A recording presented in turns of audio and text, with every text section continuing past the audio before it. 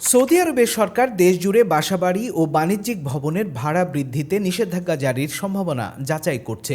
বর্তমানে এই নীতি শুধুমাত্র রাজধানী রিয়াদে কার্যকর রয়েছে, যেখানে নতুন ও পুরনো ভাড়াটিয়াদের 5 বছরের জন্য ভাড়া বাড়ানো নিষিদ্ধ। এবার কর্তৃপক্ষ সেই নীতিকে দেশের সব অঞ্চলে সম্প্রসারণের পরিকল্পনার বিষয়টি যাচাই বাছাই করছে।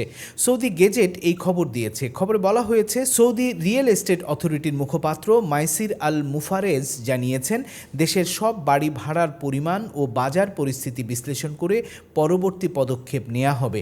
তার মতে এই উদ্যোগের লক্ষ্য হল বাড়ি ভাড়ার বাজারে স্থিতিশীলতা আনা, নাগরিকদের হঠাৎ ভাড়া বৃদ্ধির চাপ থেকে সুরক্ষা দেয়া এবং বিনিয়োগকারীদের পরিকল্পনা অনুযায়ী ব্যবসা পরিচালনার সুযোগ সৃষ্টি করা। 2 কার্টন সিগারেট চোরাচালানের অভিযোগে এক প্রবাসীকে আটক করেছে কুয়েতের কাস্টমস কর্মকর্তারা। আরব টাইমস এই খবর দিয়েছে। খবরে বলা হয়েছে, কুয়েত প্রবাসী সেই ব্যক্তি কাস্টমস চেকপয়েন্ট অতিক্রম করে দেশ ছাড়ার প্রস্তুতি নিচ্ছিলেন। ঠিক তখনই স্ক্যানারে সন্দেহজনক প্যাকেজটি ধরা পড়ে। তল্লাশিতে সিগারেটের কার্টনগুলো পাওয়া গেলে কর্মকর্তারা তা বাজেয়াপ্ত করেন এবং প্রবাসীকে জিজ্ঞাসাবাদের জন্য নিরাপত্তা বিভাগে পাঠানো হয়। অভিযুক্ত প্রবাসী কোন দেশের নাগরিক তা প্রকাশ করা হয়নি, তবে তার বিরুদ্ধে সিগারেট চোরাচালানের অভিযোগে আইনি প্রক্রিয়া চলছে বলে নিশ্চিত করেছে কর্তৃপক্ষ। চলতি বছরে 40 বার সোনার দাম বেড়েছে, ভেঙেছে রেকর্ড, তবুও থামছেন না আমিরাতের ক্রেতারা।